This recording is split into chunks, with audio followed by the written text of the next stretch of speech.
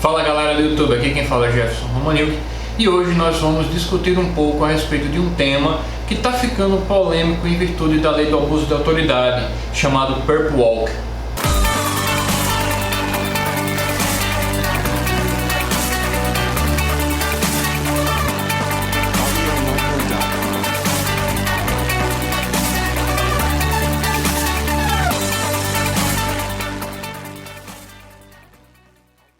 Então vamos lá, em que consiste essa expressão Perp Walk?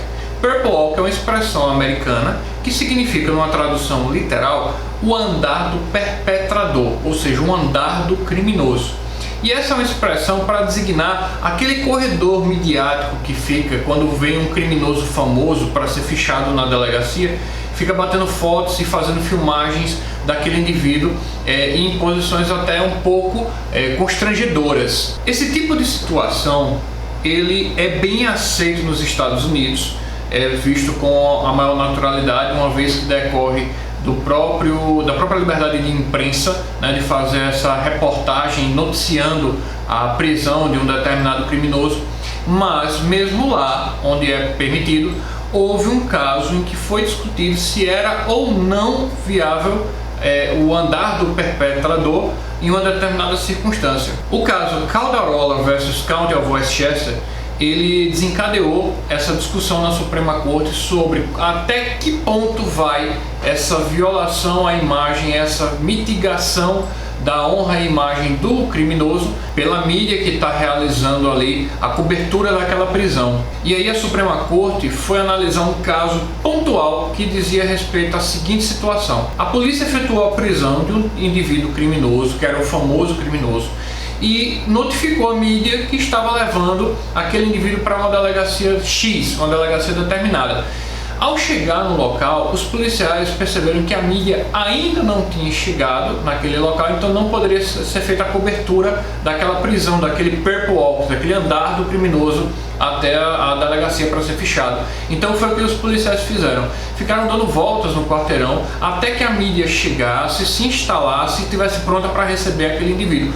Quando a mídia chegou e se instalou aí, então eles pararam e o indivíduo fez aquele andar do criminoso. A Suprema Corte entendeu que nesse caso não havia uma justificativa razoável para se violar a imagem e a honra daquele criminoso, quando só faltava ser cumprido ali do trâmite burocrático o fichamento, né, ele ser fichado perante a autoridade policial.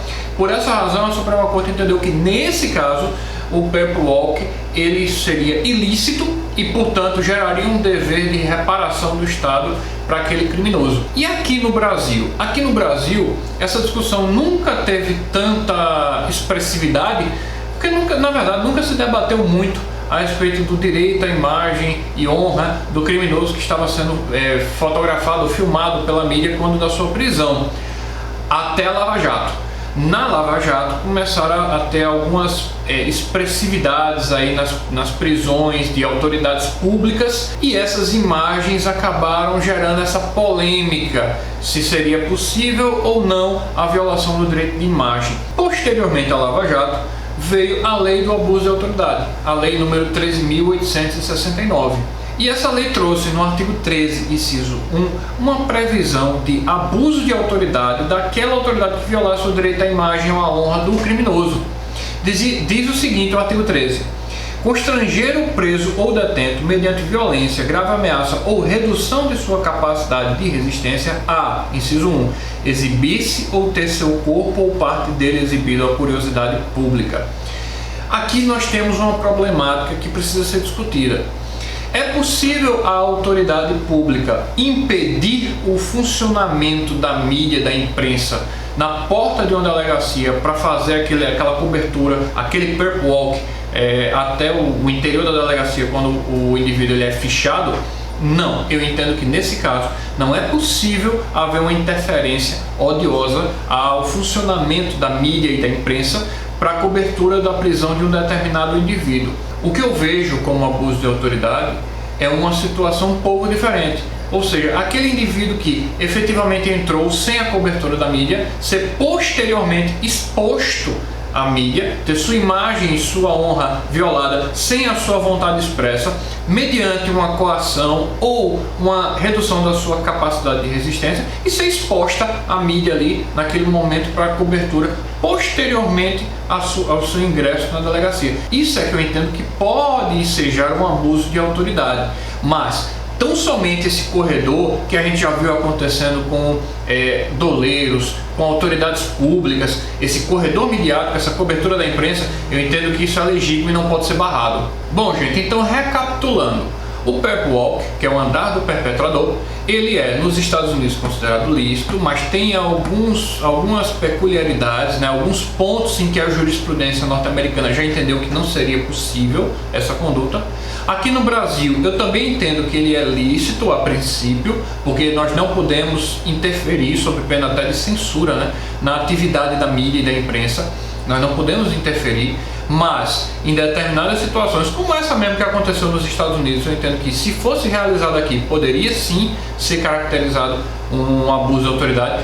Obviamente que tem que analisar o dolo da autoridade, elementos que compõem o crime para poder haver a imputação do delito àquela autoridade, né?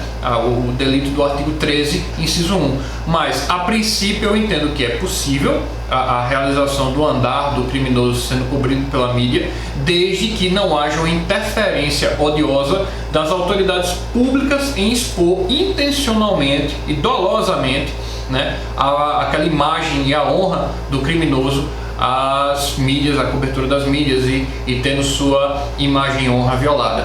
Eu vou ficando por aqui. Se vocês gostaram desse vídeo, deem um like. Se não são inscritos, se inscrevam e ativem o sininho para receber as notificações de novos vídeos.